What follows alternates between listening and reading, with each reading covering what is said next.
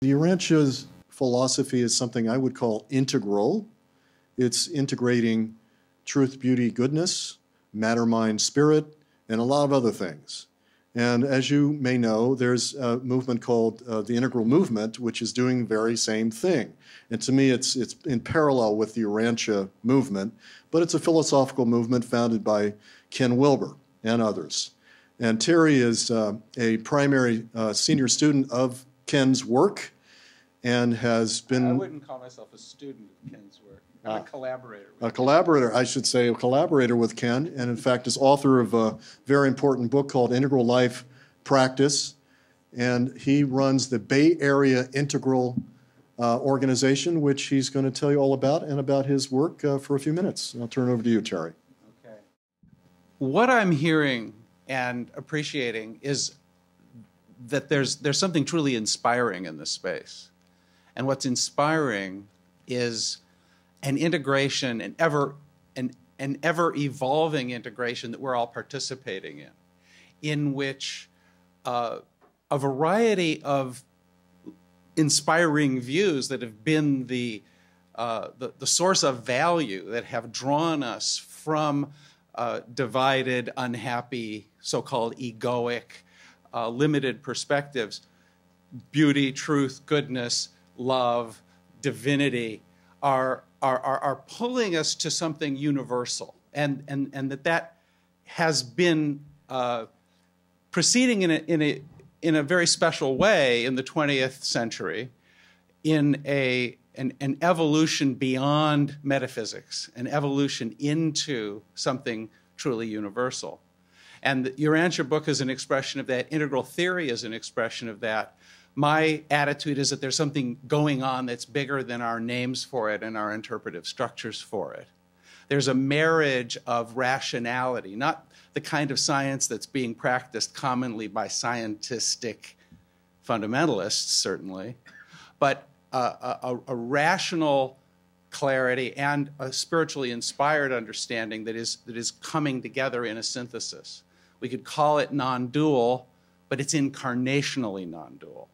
We could call it spiritually fragrant and alive, pulled by value. We could call it panentheist, that is, that this divinity is both, everything is God. There is only God, and yet God is more than anything. The God encountered anywhere is transcendent to the way it's encountered anywhere. That it's also beyond idealisms. As much as we're pulled by the universal, we're drawn right back here into the just this. It's right here, it's right now. The power of now, the nowness. That integration is expressing something that was present in the highest secret teachings of Tibetan Buddhism and other great traditions from the past. And yet, this point that Bob so eloquently made, that everything is evolving. We're waking up to realize that even the soul itself, I seem to be a verb, that great phrase from Bucky Fuller. Even the soul itself is a process. This process that I am, this process that we am, we plural, am singular. These processes are themselves, they are processes. They are in an evolving context, many evolving contexts which are interacting with one another. All of these processes within processes evolving together, all of that by its nature divine is awakening to itself.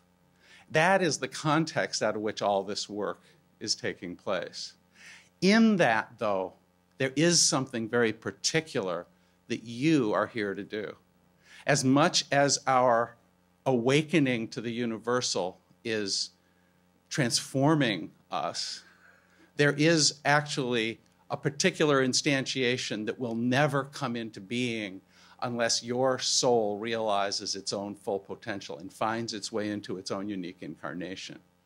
And that universal pull of goodness, truth, and beauty, and love, and awakening as awareness, and just being here in the nowness, this ever effulgent, emergent moment that is the place where all creativity and evolution is always taking place. Those universals do not answer your questions about what to do in the particularities of, do I marry this person? Do I choose to write this book? Do I express my own creativity in the particular way that is given to me? So there really is another kind of mysticism that we're awakening to that is the most personal. And what I'm appreciating in my work right now, in which I'm expanding integral life practice into what I'm calling integral soul work, is a resonance with what I'm feeling in the Urantia book around this soul dimension. And I wanted to express that. Now, that's the thing I really wanted to say from the heart. But Byron, you kind of invited me to say something. The integral movement is Wilber's distinctions. He's made 5 great distinctions: quadrants, levels, lines, states, and types. They're explicated in this book, Integral Life Practice, that I did. Byron urged me to bring this, and there are 5 copies of it over there for sale. If you want it, please get it now, because I'll have to leave a little later, and they won't be around after that. They're each psychoactive, and taken together, they're meta-psychoactive, and they've broken a lot of people into an inspired view, and they've made community. And right now it's a vital community. There are communities in, not just in the Bay Area, but in many cities across the United States and Europe and South America, you know, all over the world, really. And it's an open architecture thing. I mean, there's tons of conferences and people bashing Wilber and complaining about this, but they're all awakened to a higher level of discussion, one that I think can interact in a fruitful way with this Urantia community. I would say the sense is that there is an evolution of human culture going on, not just human individuals, and the spiritual dimension of it is not the only expression, that there really is a political dimension. The coincidence of the waking up that's going on and the holy cow, we're in a world crisis. It's not accidental. We're here now to do something in a way that we never could before. I want those of you who are in the Bay Area to know about Bay Area Integral. So at Byron's urgings, I printed up a bunch of flyers that I've put on the table there that describe the next meetings of Bay Area Integral. Also, my interview show tomorrow. I won't be here in the morning. I'll be interviewing the Christian mystic Cynthia Bourgeot, a really great figure on my internet broadcast. And I just encourage you to find your way into some contact with that integral connection. I think that it can be invigorated by the influence of the inspired aliveness of this personal relationship with this wonderful quality of the Urantia book, that it is both non-dual and that it is entirely theistic at the same time. There's a spiritual fragrance in that, and an inspired heart in that I hope will bring something to the integral community too. Thank you. Thank you, Terry.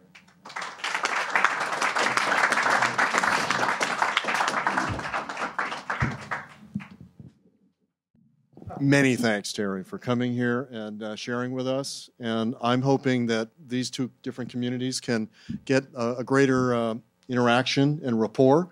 And I'm sure it will happen over time. Thanks, and this Byron. is the beginning of it. Very much. Yeah. Thank you for coming.